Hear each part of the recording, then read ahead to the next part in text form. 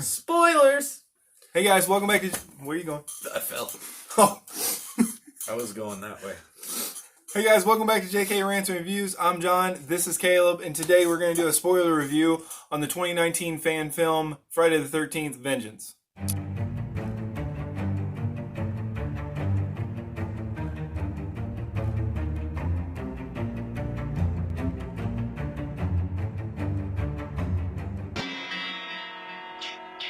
Everybody involved, I think, did a great job. Harry Manfredini with the score was just a great choice. I could tell where the music came from, and it definitely was a kickback to some of the original films, the video game.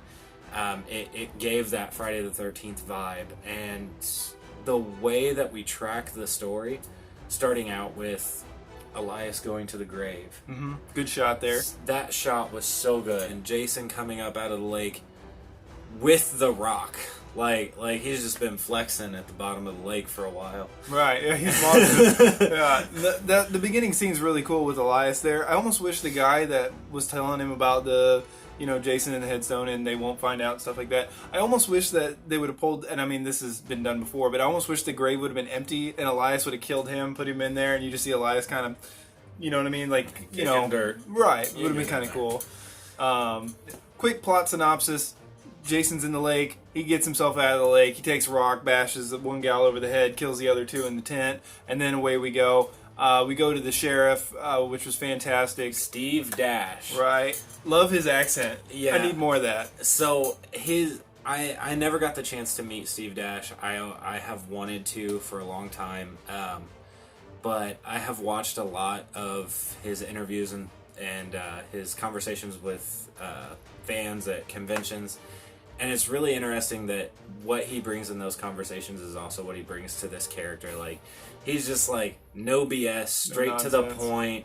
This is what you're going to get, and I love it. I love it. Right. I like this movie takes a lot, from 1 and some of 3 and some of stuff like that, with keeping it small in the town. You put the police in there for about a minute, but they're not really the main drive. And then this pulls from like the survivors, the children of the survivors are the main characters in this movie for the most part. Focusing on Angelica Jarvis, the daughter of Tommy Jarvis. I keep wanting to say Tony Jarvis. That is a mask maker, but no, Tommy Jarvis. Yeah, and all the acting, for the most part, it's pretty great. Yeah. I mean, especially for a fan film. Everybody did a really good job. And then, so we go to Tommy Jarvis's psychiatrist, and that's some more good background information. That's where they end up swiping the therapist notes that gives us a lot more backstory as to what happened with Elias, Pamela, and Jason. Mm-hmm. Which is nice because as he's reading through the book later on, it kind of gives you some nice filler as you watch Jason do his thing.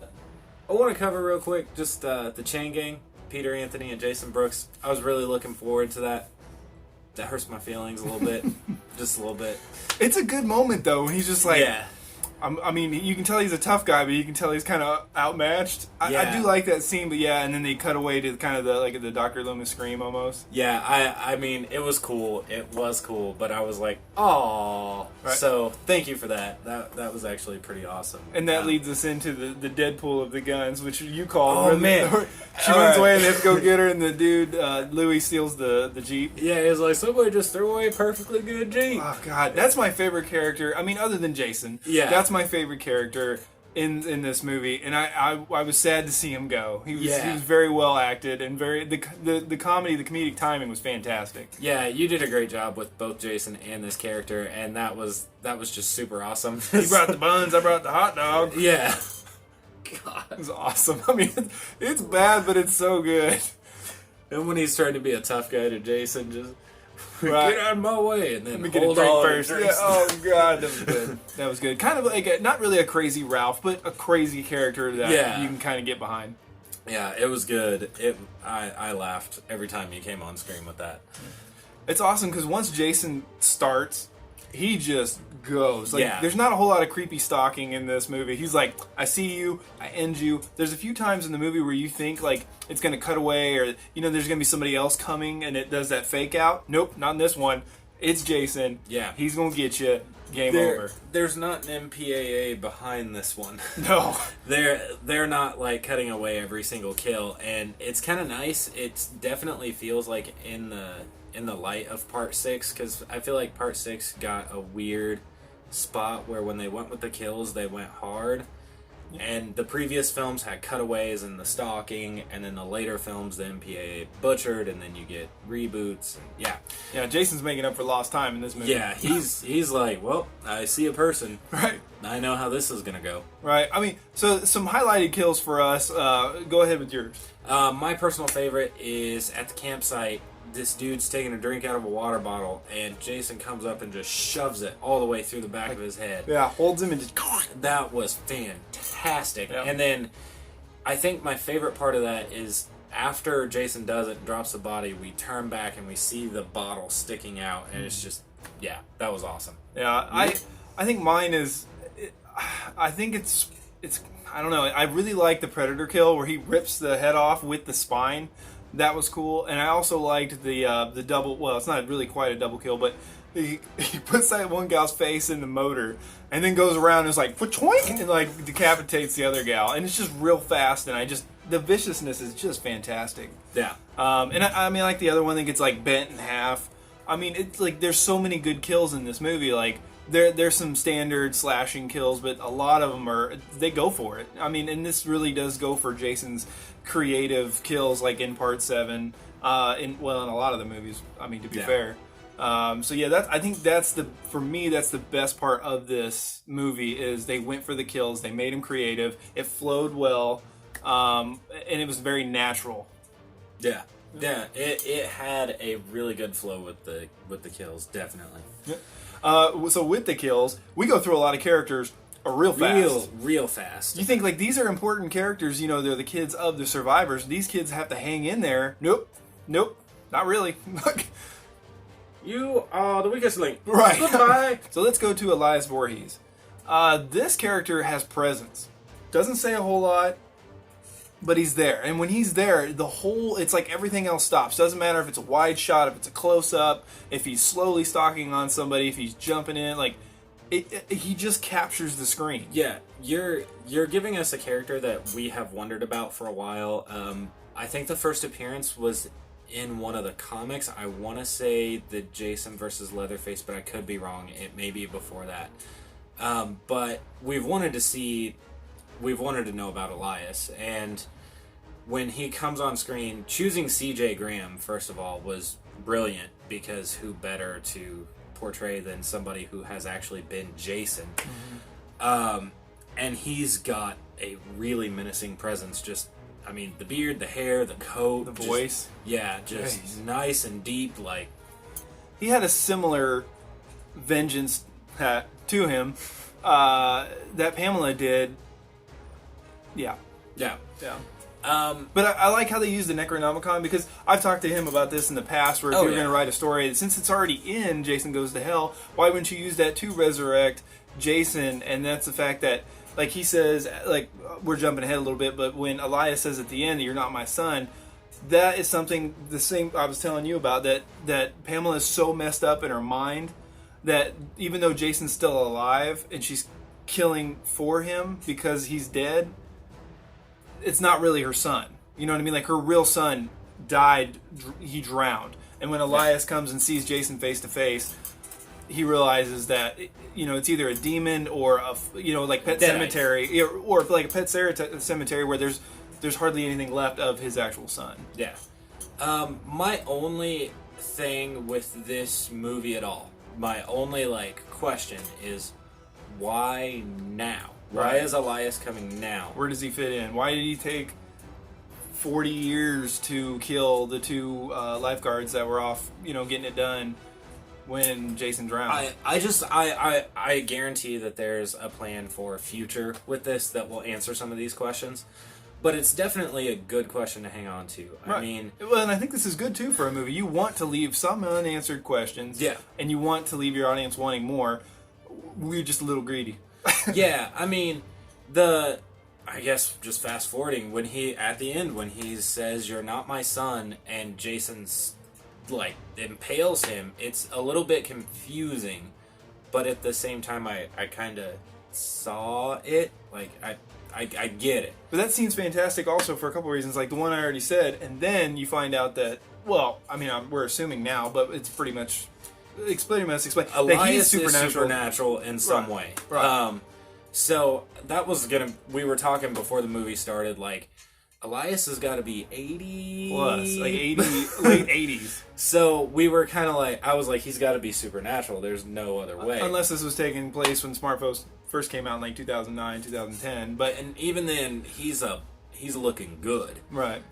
So yeah, the way that Elias just disappears like that, like he's the Crow or Jason or something on his own, like that proves to me that he's definitely using something from the Necronomicon for himself. Right. In the last part of that scene, though, when he goes face to face with Jason and he pulls his mask up, that is awesome. That is probably now, I'll probably say, it might even be my number one. Like, I need to watch it a couple more times, but it might be my number one shot of unmasked Jason. For me. Now, and it's okay if you have a different opinion, but for me, that was just done so well. It was freaky. It still had some kind of connection, you know, like father-son connection. I don't know. It was super awesome. I love that shot. The way that Jason's moving his face, like I'm not going to talk to you. I'm not going to kill you. Yeah, I might kill you. He doesn't know what to do with it, and that was pretty awesome. It's like, it kind of reminded me of Kane Hodder a little bit when that mask gets ripped off and he's like breathing and really upset. Yeah. I mean, I don't think that's what they were going for, but it just fits that character. You know what I'm saying? It's not an imitation. It's a good flow of the character. One of the cool things is we go back and we see a retelling of the beginning scenes of the first Friday the 13th film. Yeah, the 1959. Yeah, so in that film, we just see Hands killing two counselors that went up to, you know, do what counselors do in these films. And this version turns the camera back around and we see that it's a young Elias Voorhees instead of Pamela. So we get to play with theory here that maybe they were working together, maybe they were working separately, maybe, you know, this opens up a lot of fun fan theories, a lot of places we can go, and I'm hoping that if this gets sequels or a web series or something like that, we can see more of that, Just a little. Right. Yeah, I think, like he's saying, it opens up some more revenues of, was he the one that poisoned the water? Was he the one that did the fires? You know what I'm saying? I think it still works better with Pamela because in the original movie, when you see the counselors goes, we weren't doing nothing.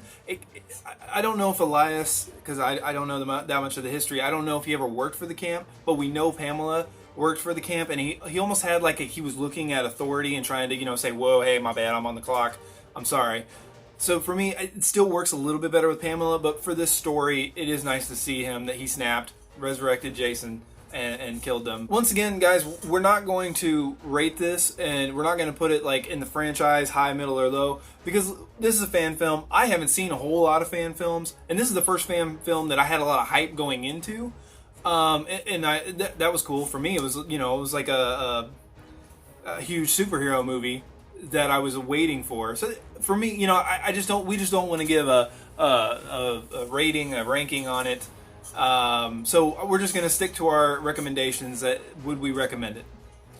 Yes. Yep. Yes. Twice as much if you're a fan. So if you are into horror, if you've seen a Jason movie, if you know anything about it, I would say go check it out. This is probably the most brutal you get to see Jason ever. You get a lot of fan service. You get a lot of callbacks to the first 4 films and then the 6th film with a little dash of 7. Yeah, and you get a nice nod to the genre as a whole. Right. So yes, I highly recommend it. YouTube, Vimeo, check it out. Be sure to check them out on Facebook and Instagram. I think they've got pretty much every platform. There's Friday the 13th Vengeance, and they also have a fan page as well. Friday the 13th Vengeance fan page. They'll be posting links, updates. They have merchandise, t-shirts, hats, stuff like that. Drop by, give them a like. Yep.